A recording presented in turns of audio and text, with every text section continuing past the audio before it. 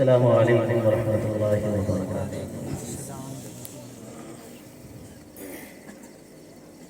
رات کا تقریباً 1 بج چکا ہے اور آپ حضرات پوری تابانی کے ساتھ جاگ رہے ہیں۔ قابل مبارکباد ہے آپ حضرات کہ آپ کی سینوں میں دین و اسلام کی محبت اور پھر علماء کرام کی محبت زندہ ہے۔ اللہ تبارک و تعالی آپ کو خیر و سلامتی کے ساتھ تا زندگی دین اسلام پر قائم اور دائم رکھے۔ کہہ دیجیے آمین۔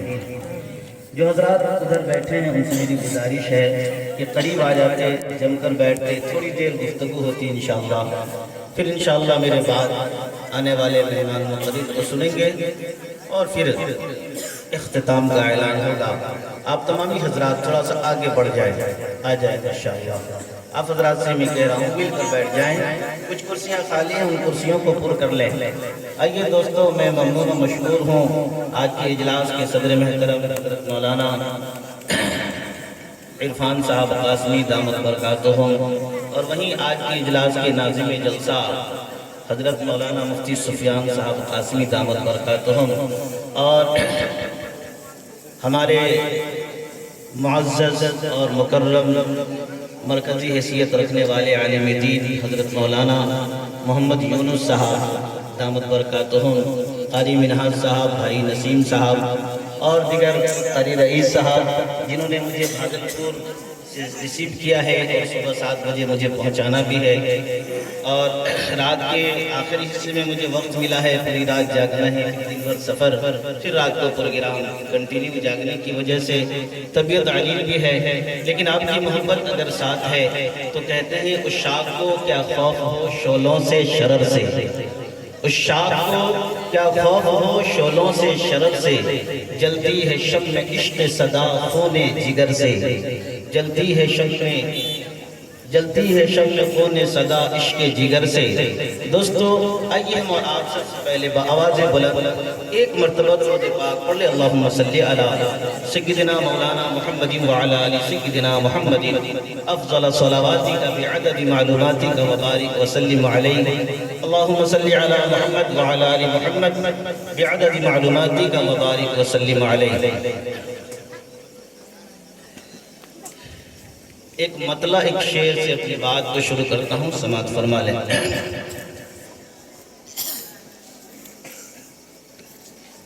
ایک مرتبہ اور بآواز بلند درود پاک پڑھ لیں، اللہم صلی وسلم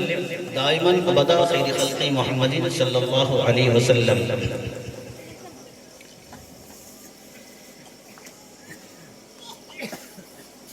پیارے نبی صلی اللہ علیہ وسلم کی نعت کا پڑھنا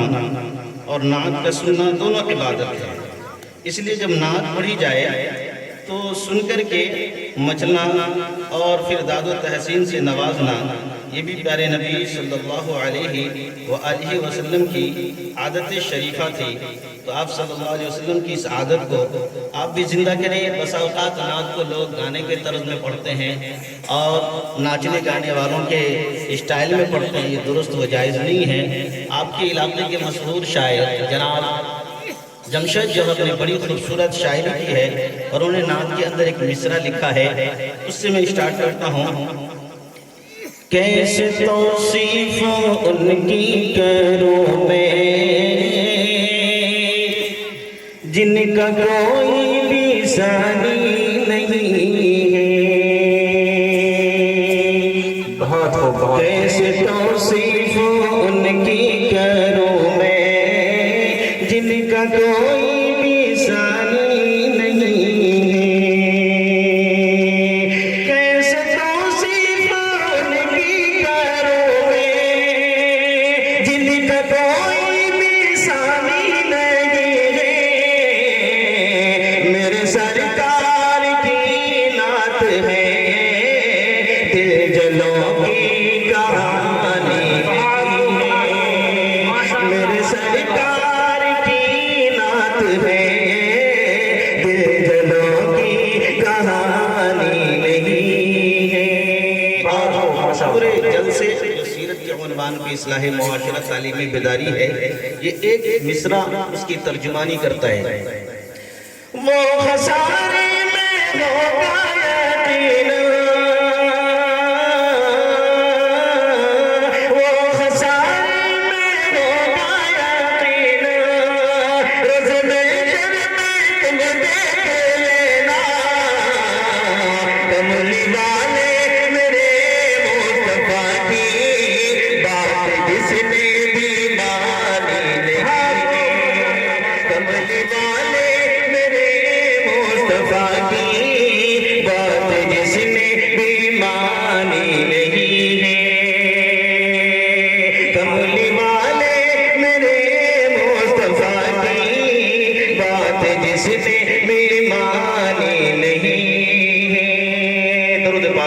اللهم صل على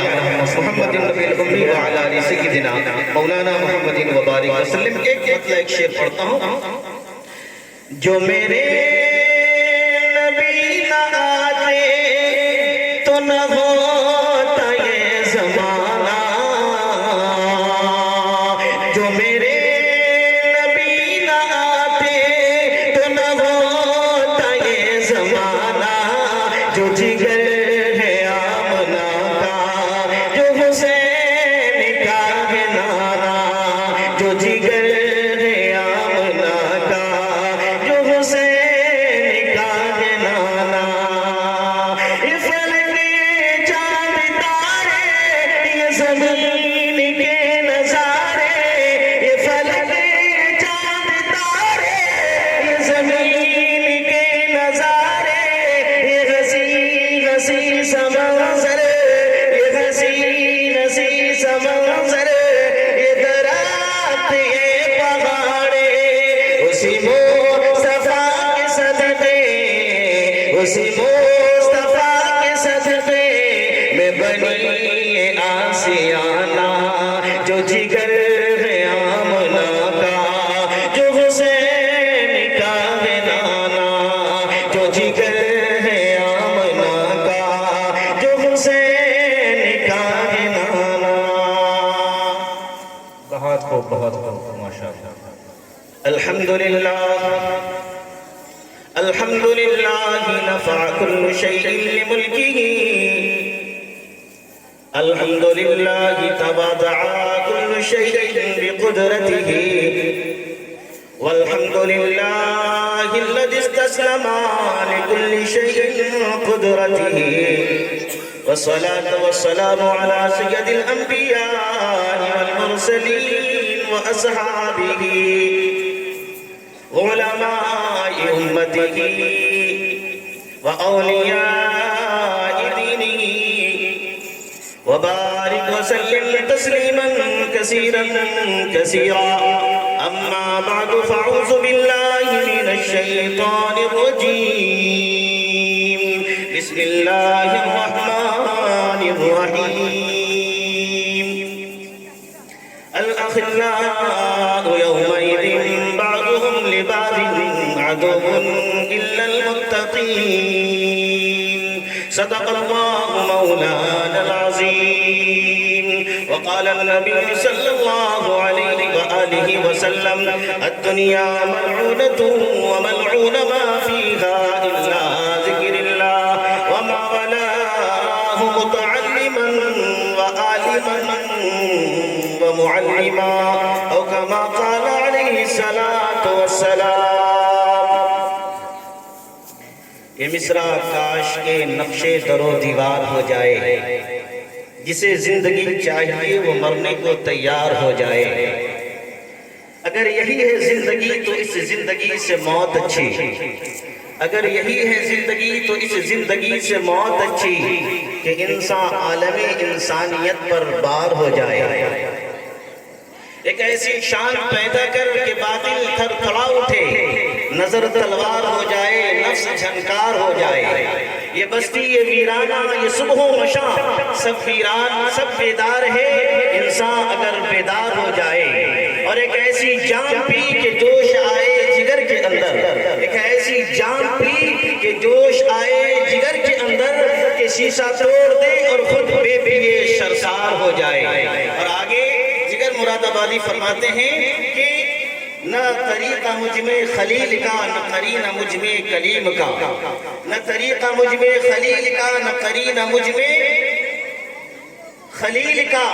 نہ طریقہ مجھ میں خلیل کا نہ قرینہ مجھ میں کلیم کا. وہ قتیل شیوے آزری وہ جادوے سامری. اور آگے فرماتے ہیں رم زندگی دم زندگی اسی میں زندگی غم زندگی.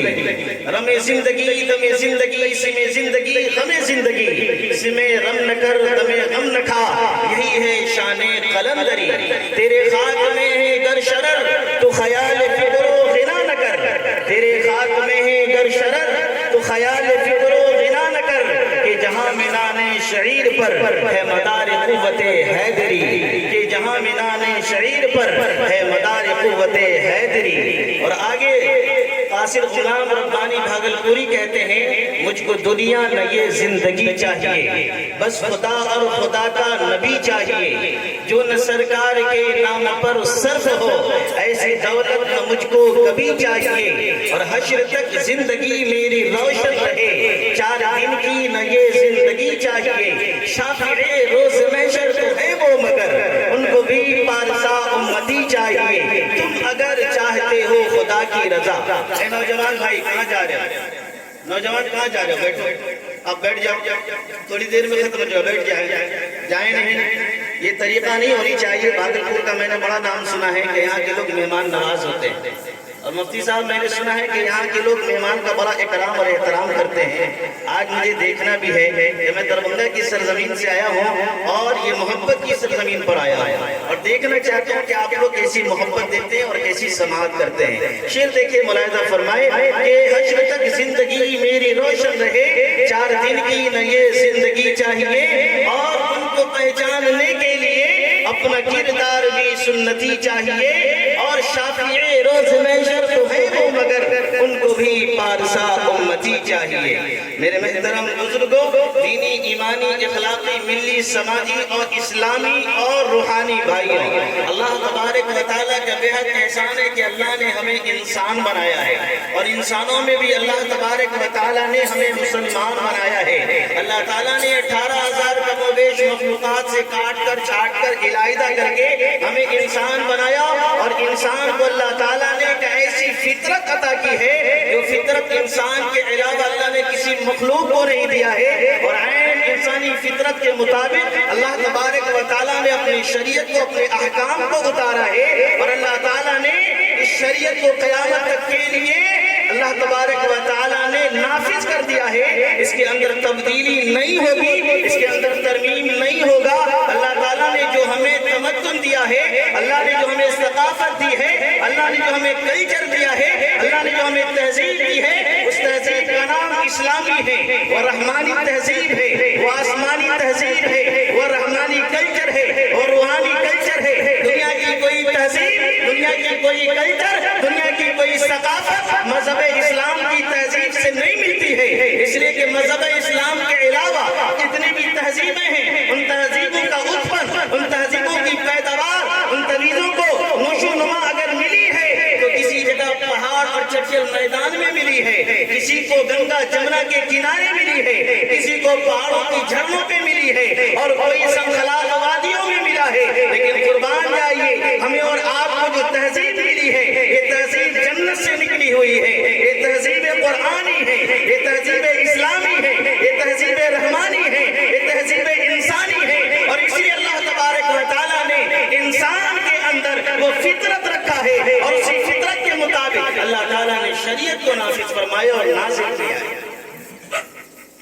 تھوڑا سا اور قریب آ جائیں تو میں کچھ موٹی موٹی باتیں کر لوں۔ بہت ساری باتیں آپ کے درمیان ہمارے موقر علماء کرام اور ہمارے صدر محترم جناب مفتی محمد عرفان صاحب نے بڑی قیمتی باتیں اشارتاً آپ کو کہیں، وقت کی نزاکت تھی جس لیے وہ اپنی پوری بات کو نہیں کر سکے۔ میرے دوستوں بھائیے، تھوڑی دیر اور سماعت کر لیں۔ میرے محترم آپ ذرا غور کریں کہ ہمیں اپنی ثقافت سے کتنی محبت ہے۔ شاعر بڑے اچھے انداز میں کہتا ہے اور بڑے خوبصورت انداز میں کہتا ہے کہ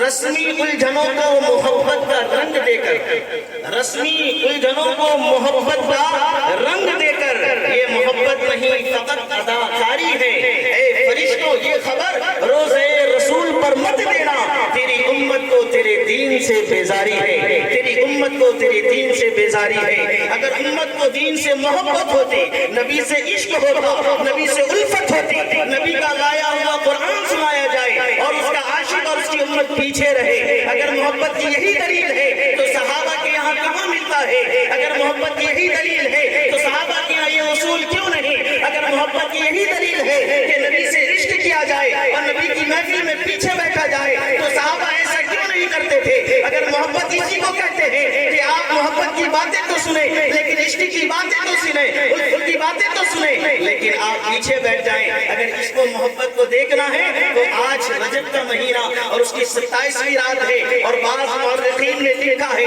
کہ اس کے اندر اختلاف ہے کہ نبی برحق کو اللہ تبارک و تعالیٰ نے آج ہی کی رات اپنے قریب بلایا تھا۔ کیا ضرورت تھی؟ الہام آ رہا تھا، وحی آ رہی تھی، جبرائیل آ رہے تھے، سارے کچھ آ رہے تھے، تو محبوب کو قریب بلانے کی کیا ضرورت تھی؟ یاد رکھیے، جس کا جو محبوب ہوتا ہے اور جس کا جو عاشق ہوتا ہے، اس عاشق کو اس وقت قرار نہیں آتا جب تک کہ اپنے محبوب کا دیدار نہ کر لے، جب تک کہ اپنی محبت اپنے محبوب کی قربت نہ مل جائے، جب تک کہ اپنے محبوب کی رفاقت نہ مل جائے، اس وقت کسی عاشق کو قرار نہیں ملتا۔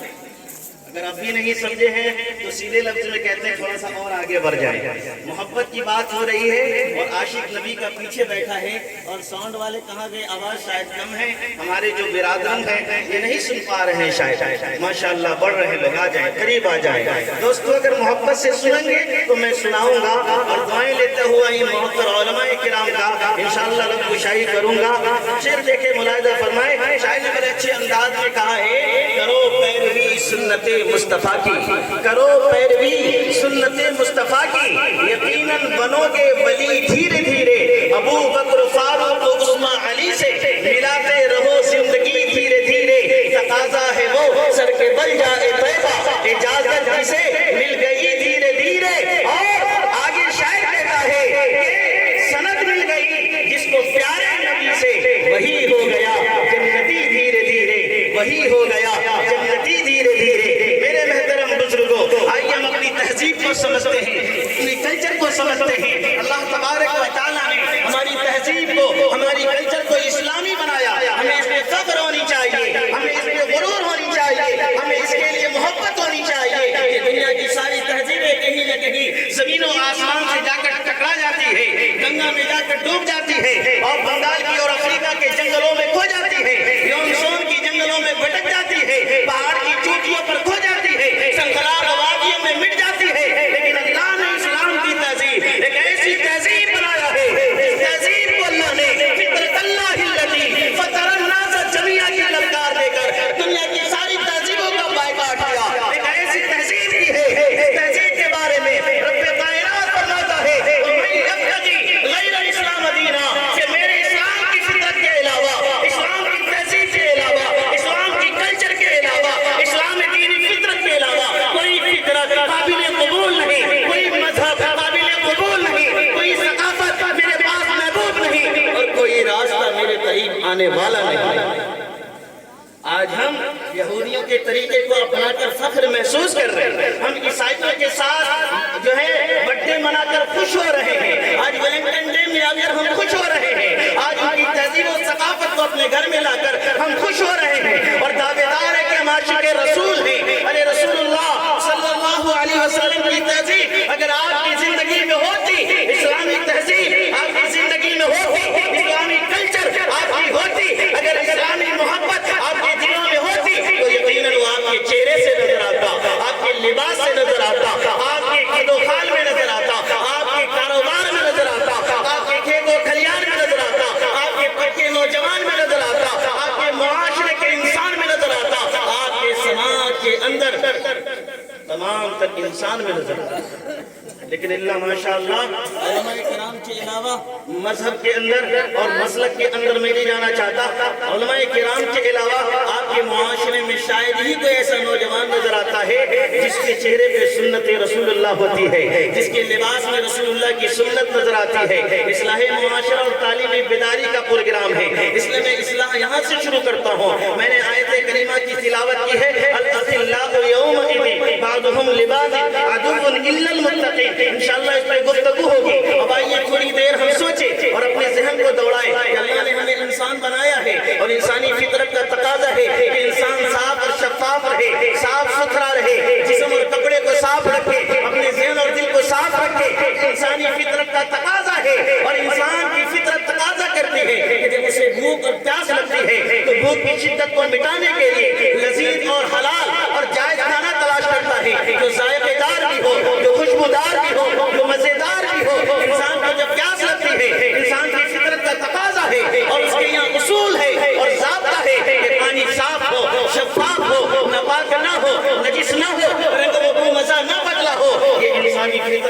تقاضا ہے، لیکن جانوروں کے یہاں کوئی اصول نہیں، اس کی فطرت میں اس کا دخل نہیں، اس کے یہاں کوئی ایسے تقاضے نہیں، اس کے یہاں کوئی ایسا ضابطہ نہیں، اس کے یہاں کوئی ایسی کلچر نہیں، اس لیے جانور کو بھوک لگتی ہے تو کھانا یہ نہیں دیکھتا کہ حلال ہے یا حرام ہے، بدبودار ہے یا ذائقہ دار ہے، مزیدار ہے یا بے مزیدار ہے، بل اسے کھانا چاہیے، شکم بھر جانا چاہیے، پیاس لگتی ہے، وہ تحقیق نہیں کرتا کہ پانی گندا ہے یا پھر صاف ہے، ناپاک ہے یا پاک ہے، غلیظ ہے یا بدبودار ہے، چاہے وہ ندی کا پانی ہو، نالے کا پانی ہو، بدبودار پانی ہو، اپنی پیاس کی شدت کو مٹا لیتا ہے۔ جب نفسانی خواہشات بڑھتی ہے تو وہ اس کے اصول کوئی نہیں کہ باپ کون ہے، ماں کون ہے، بیٹی کون ہے، بہنا کون ہے، بلکہ اپنی نفسانی خواہشات کی تکمیل کے لیے اس کے کوئی اصول اور ضابطہ نہیں ہے، بلکہ وہ سارے اصول اور ضابطے کو پھلان کر اپنی خواہشات کی تکمیل کرتا ہے۔ لیکن قربان جائیں گے، اللہ نے انسان کو فطرت دیا ہے، اس فطرت کا پابند بنایا ہے اور ایک اصول دیا ہے۔ اس لیے اللہ تعالیٰ نے جہاں سے انسانیت کی ابتدا کی تھی، جہاں سے انسانیت کی شروعات کی تھی، اس انسان کو اللہ نے ابو البشر بھی بنایا، خاتم نبی بھی بنایا، رسول بھی بنایا، اللہ نے نبوت بھی دی، رسالت بھی دی، صداقت بھی دی، عدالت بھی دی، اللہ تعالیٰ نے امانت بھی دی۔ یہ یہاں سے سلسلہ شروع ہوتا ہے، تو یہی تو پیغام ہے کہ انسان ایک الگ اصول کے مطابق جیے گا، انسان کے لیے ایک الگ ضابطہ ہوگا اور نظام حیات ہوگا، نظام زندگی ہوگی، اصول زندگی ہوگی، تمام مخلوقات اس سے ماورا ہوگی۔ اس لیے اللہ تبارک و تعالیٰ نے انسان کے سلسلے کو شروع کرتا ہے، وہیں سے نبوت بھی، وہیں سے رسالت بھی، وہیں سے ہدایت بھی، وہیں سے پیغمبر بھی، وہیں سے پیغمبر بھی، وہیں سے رسول بھی، وہیں سے نبی بھی، وہیں سے انسان کی بھی سلسلہ کو شروع کرتا ہے۔ اب انسان بے اصولی زندگی گزارے، اب انسان اپنی منمانی زندگی گزارے، اب انسان اپنے لیے خود کے لیے اپنا اصول بنا لے، تو یاد رکھیے شکل انسان میں وہ انسان تو ہے، لیکن بنیادی طور پر، اصولی طور پر وہ انسانی ڈھانچے کے اندر نہیں ہے بلکہ باہر ہے۔ میرے محترم بزرگوں، دوستو، اب آئیے تھوڑی دیر ہم گفتگو کرتے ہیں اپنے اس معاشرے کے اوپر۔ ہمارے معاشرے کے اندر بے اصولی کی زندگی شروع کہاں سے ہوتی ہے اور کہاں پہ جا کے ختم ہوتی ہے؟ آج ہماری نوجوان بچیاں غیروں کے ساتھ بھاگ رہی ہیں، آج ہمارے نوجوان بچے مرتد ہو رہے ہیں۔ اس کا ذمہ دار کون ہے؟ یہ کس کی ذمہ داری ہے؟ یہ ذمہ داری ماں باپ کی تھی، یہ ذمہ داری اس کے گارجین کی تھی، اس کے پیرنٹس کی تھی، اس کے تمام تر سرپرستوں کی تھی کہ میرا بچہ، میرا لہتے جگر، میرا نور نظر، میرا دل کا ٹکڑا، میرے آنکھ کا تارا، میرے دل کا سہارا میری گود میں آیا تھا۔ اللہ نے مجھے باپ کی جیسی نعمت سے ہمیں سرفراز کیا تھا، اولاد جیسی نعمت عظیم عطا کی تھی، تو اس کی تمام تر ضرورتوں کی ذمہ داری بھی میرے سر پہ ڈالی تھی۔ جب تک یہ قابل غور نہ ہو جائے، جب تک یہ بالغ نہ ہو جائے، جب تک یہ بالغ العقل اور بالغ النظر نہ ہو جائے، تب تک تمام ذمہ داری گارجین پہ ڈالی گئی تھی، ماں باپ پہ ڈالا گیا تھا۔ اس لیے کہ معاشرے کا فرد بننا ہے، اس سے معاشرے کا خاندان بننا ہے، خاندان سے علاقہ بننا ہے، علاقہ سے قریہ بننا ہے، قریہ سے بستی بننی ہے، اور بستی سے پھر بستے بستے انسانیت پھیلتی ہے۔ اس لیے اللہ تعالیٰ نے انسانوں کے ارتقاء اور بقا کا ذریعہ نسل بعد نسل رکھا ہے، اور اسی تعلق سے اللہ تبارک و تعالیٰ نے والدین پر ذمہ داری رکھی ہے۔ ہماری اولادیں اسکول کو بھیجتے ہیں اعلیٰ تعلیم کے نام پر، ہماری اولادیں یونیورسٹیوں کو جاتی ہیں اعلیٰ تعلیم کے نام پر، ہماری اولادیں بڑے کالجز میں جاتے ہیں اعلیٰ تعلیم کے نام پر۔ وہ تعلیم ہی کیا ہے جو انسان کو حیوان بنا دے؟ وہ اعلیٰ تعلیم نہیں بلکہ وہ ادنا تعلیم کے لائق بھی نہیں ہے۔ ارے تعلیم کا منبع یہ تھا، تعلیم کا مقصد یہ تھا، تعلیم کا مقاصد یہ تھا کہ انسان انسانیت کے دائرے میں رہے۔ جب انسان کھڑا ہو کر موتنے لگے، جب انسان حلال و حرام کی تمیز چھوڑ دے، جب انسان اپنے اور پرائے کی پہچان چھوڑ دے، جب انسان اللہ اس کے رسول کی پہچان کو کھو دے، جب انسان حدود شریعہ کے تمام حدودوں کو پار کر جائے، جب انسان شریعت کی تمام تر لائنوں کو کراس کر جائے، تو وہ انسان نہیں ہے بلکہ انسانی شکل میں شیطان ہے۔ انسان کی تقاضا یہ ہے، انسانیت کا تقاضا یہ ہے، انسانیت کے مقاصد یہ ہے کہ انسان ہر حال میں اپنے رب کو یاد رکھے، اپنے رب کی تعلیمات پر عمل کرے، اپنے رسول کو یاد رکھے، اپنے رسول کے پیغامات پر عمل کرے۔ آج ہمارے قوم کا نوجوان کھڑا ہو کر مدعا نظر آتا ہے، جانوروں کے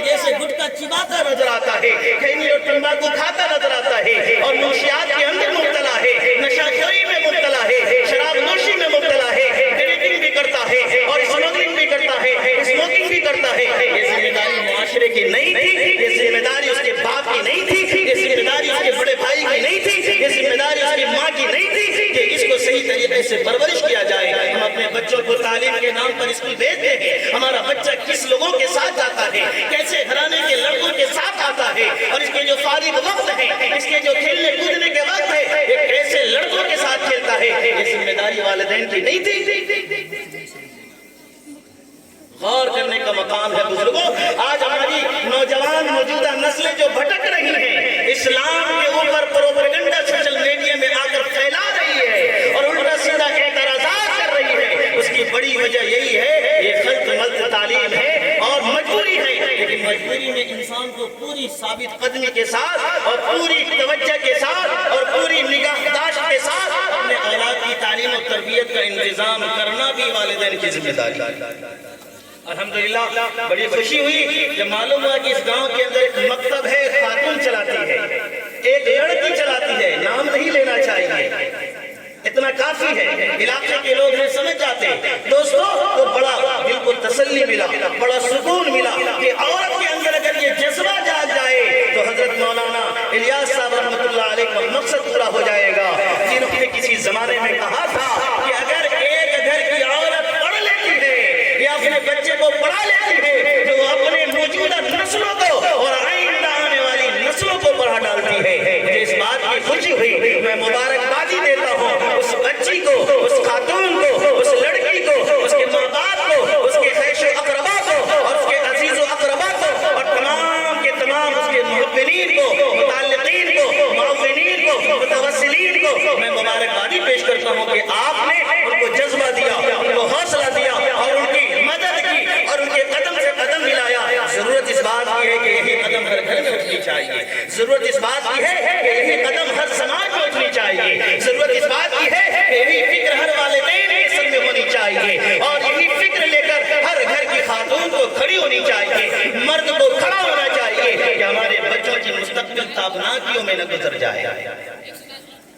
میرے محترم بزرگوں, توجہ چاہتا ہوں, اگر دل بھر جائے اور وقت میرا پورا ہو جائے تو مجھے متوجہ کر دیجیے گا, ورنہ میں یوں ہی دیوانہ وار بولتا رہوں گا, کیونکہ مجھے دل میں درد ہے, بڑی قرآن ہے. میں ایک ایسے مدرسے کو چلا رہا ہوں جو مدرسہ ہماری قوم کے مفاد پرستی کی وجہ سے, جو ہماری قوم کے سیاسی اور خود غرض سیاست کی وجہ سے 5 سال تک بند تھا. میں جب معائنہ کرنے کے لیے گیا, بڑے بڑے جنگل تھے, 15 کٹھے میں مدرسہ بنا ہوا, عمارتیں بنی ہوئی, مطبخ بنا ہوا, کلاس بنا ہوا, ساری چیزیں موجود ہیں, لیکن صرف موچ والے کی وجہ سے, ناک والے کی وجہ سے, پاگ والے کی وجہ سے مدرسہ سیاست کے نظر چڑھ گیا تھا. ابھی ہمارے قریب تھے آج کی اس محفل کے روح روا حضرت مولانا مفتی اقبال صاحب, وہ اسی جگہ شکرپور ہے, وہاں پڑھا چکے ہیں اور اس ادارے کو جانتے, اسی ادارے کا میں خادم ہوں. میں نے محبت کے ساتھ لوگوں سے سمجھا کر کے, بجھا کر کے, ہاتھ پیر جوڑ کر کے مدرسے کو پھر سے اسٹارٹ کیا. الحمدللہ چل رہا ہے. تو یہ فکر ہمارے قوم کے ہر اس دانشمند کی ہے, ہر اہل علم کی ہے, ہر وہ اثر و رسوخ رکھنے والوں کی ہے, ہر وہ طاقت و قوت رکھنے والوں کی ہے جس کو اللہ تعالیٰ نے طاقت دیا ہے.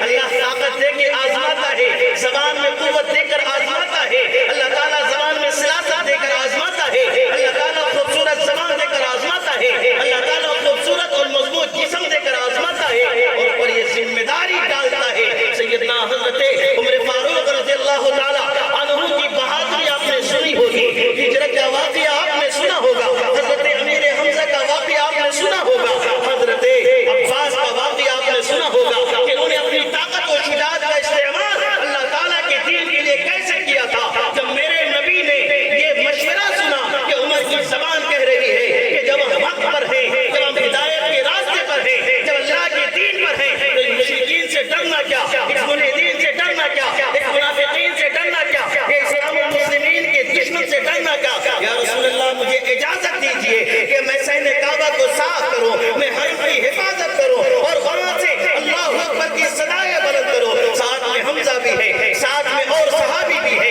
یہ مشورہ میرے رسول کو پسند آتا ہے. صحابہ کے ساتھ رسول اللہ جاتے ہیں. حضرت عمر اللہ اکبر کی صدا بلند کرتے ہیں, حضرت بلال اللہ اکبر کی صدا بلند کرتے ہیں. دیکھنا کیا ہے آئے آئے پورا مشرکین تلوار لے کر آیا ہوا ہے مقابلہ کرنے کے لیے مٹھی بھر نوجوانوں سے مٹھی بھر اسلام کے چاہنے والوں سے مٹھی بھر رسول اللہ کے دیوانوں سے مقابلہ کرنے کے لیے تمام مشرکین اکٹھا ہو گیا یہ قوت تھی عمر کی یہ طاقت تھی عمر کی یہ گردہ تھا عمر کا یہ شجاعت و بہادری تھی عمر کی کہ آپ نے تقریباً 2.5 گھنٹے تک نہیں بلکہ میں کہوں کہ پورے دن گزرنے میں کچھ گھنٹے باقی تھے اس وقت تک آپ نے مشرکین سے مقابلہ کیا کیوں اللہ نے طاقت دیا تھا آزمانے کے لیے اللہ نے قوت دیا تھا آزمانے کے لیے سو اللہ نے آزما لیا ہمارے معاشرے کے وہ لوگ تو اللہ نے جسمانی قوت دیا ہے کہ اس کی ذمہ داری نہیں ہے کہ جہاں سے دین کے راستے میں رکاوٹ ہو اس کے راستے میں ڈٹ جائے اس سے مقابلہ کرے کہ ہمارے سماج کے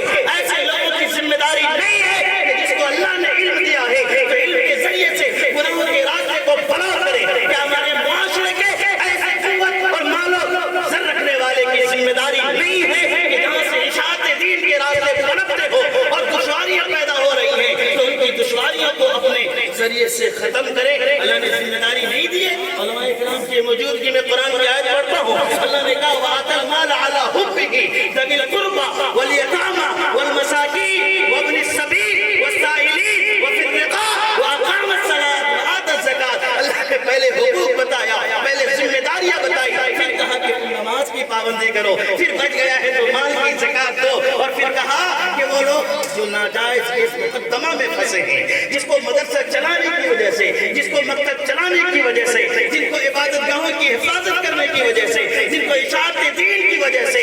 حکومت کے ظالمانہ رویے نے قید و بند کی زندگی اور شوقتوں کی زندگی گزارنے پر مجبور کر دیا ہے ایسے لوگوں کی گردنوں کو چھڑانے کی ذمہ داری اللہ نے اہل مال والے پہ رکھا ہے لیکن ہمارے معاشرے کے اندر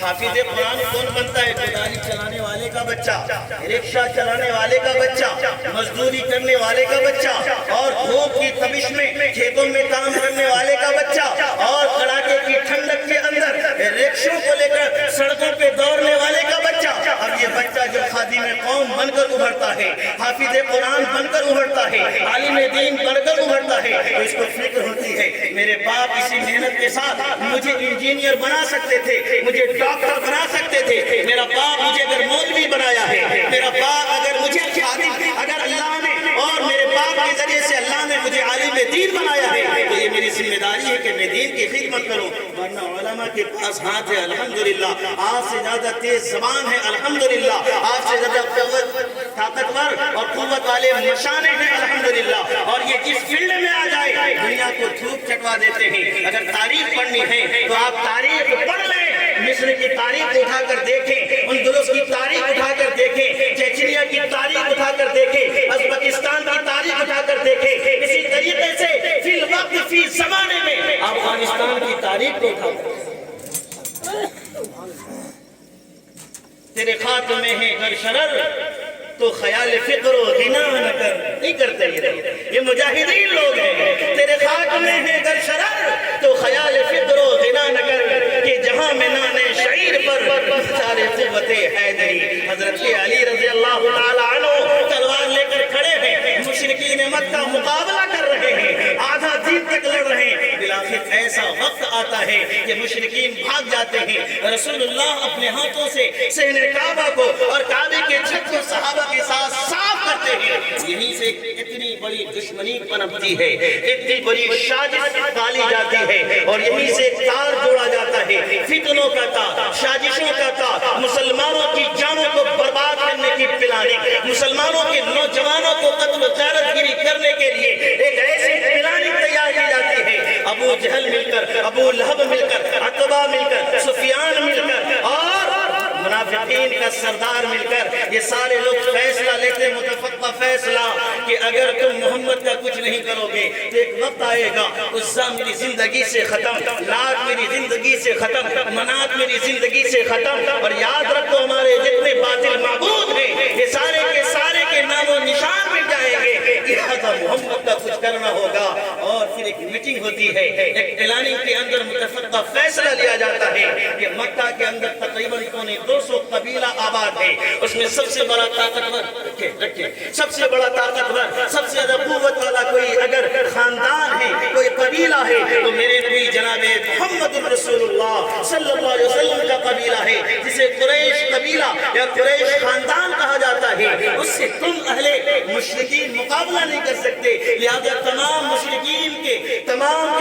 قبیلے ایک ساتھ ہو جاتے ہیں اور یہ فیصلہ لیتے ہیں کہ ہر قبیلے میں کوئی نہ کوئی بہادر ہے، کوئی نہ کوئی نوجوان ہے، کوئی نہ کوئی دلاور دل جلا ہے، ان سبوں کو اکٹھا کیا جائے اور جناب محمد رسول اللہ کو نعوذ باللہ بستر علالت پر سوئے ہوئے اس معصوم ذات کو، جس کی ذات کی وجہ سے اللہ نے اپنی ربوبیت کا اظہار کیا، جس کی وجہ سے اللہ نے اپنی وحدانیت کا اعلان کیا، جس کے بارے میں حفیظ جلندری کہتا ہے نہ ساقی نہ ساغر، نہ مسجد نہ مندر، نہ بتخانے ہوتے، نہ بہتے سمندر، نہ پانی کے دھارے، نہ ہوتے فلک پر چمکتے ستارے، نہ مسجد کے اونچے منارے محمد نہ ہوتا تو کچھ بھی نہ ہوتا، خدا اگر محمد کو پیدا نہ کرتا خدا خود ہی ہوتا، خدائی نہ ہوتی، محمد کی جلوہ نمائی نہ ہوتی تو کونین میں روشنائی نہ ہوتی۔ میرے محترم بزرگوں، وہ محمد جس کے محبت میں اللہ نے کائنات کو بخشا، اللہ نے کائنات کو تخلیق کی، اللہ نے انسانوں کا اور بے شمار مخلوقات کا اللہ تعالیٰ نے سلسلہ چلایا، اس نبی برحق کو آج کی رات میں سیاہ فام اوڑھے ہوئی اس رات کی مردنی سی سیاہی کے اندر میرے رسول کو اس کے بستر کے اندر قتل کرنے کی پلاننگ بنتی ہے۔ جبریل امین آتے ہیں، عرش کانپتا ہے، اللہ کا عرش عظیم اٹھانے والے فرشتوں میں چیمی گوئیاں ہوتی ہے، تمام حوران جنت کے اندر چیمی گوئیاں ہوتی ہے اور راہو پکار ہوتا ہے، ہائے ہائے جس کے صدقے میں کوئی انوکھی پکار ہے، جس کے صدقے میں قوموں کی پکار ہے، جس کے صدقے میں بلبلوں کا باغ پت ہے، جس کے صدقے میں گلشن و گل کی جوانی ہے، جس کے صدقے میں موجے دریا کی طغیانی ہے، جس کے صدقے میں تمام دنیا کے اندر نورانی ہے، جس کے صدقے میں وہ ذات رحمانی نے اپنی رحمانیت کا اظہار کیا ہے، اس ہستی کو، اس ذات کو، اس محبوب کو، اس دلاور کو، اس دلدار کو آج بستر عدالت میں نعوذ باللہ قتل کر دیا جائے۔ میرے رسول صلی اللہ علیہ وسلم حضرت جبریل امین آتے ہیں اور یہ خبر دیتے ہیں، یا رسول اللہ، اللہ تبارک و تعالیٰ نے ایک میسیج، ایک پیغام بھیجا ہے اور یہ بہت ہی دل دہلا دینے والا، دلسوز پیغام ہے کہ آج رات میں آپ کو بستر